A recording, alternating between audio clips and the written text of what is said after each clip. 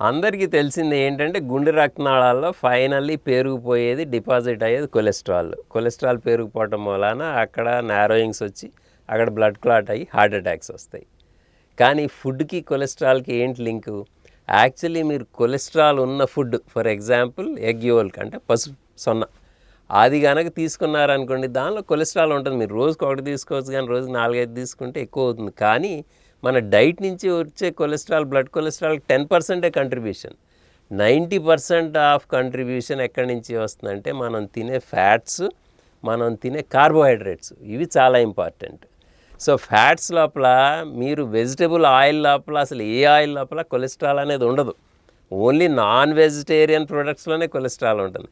కానీ ఈ oils fry చేశారనుకోండి ట్రాన్స్ ఫ్యాటీ యాసిడ్స్ లాగా తయారయ్యి దాని మూలాన మీ కొలెస్ట్రాల్ పెరుగుతుంది.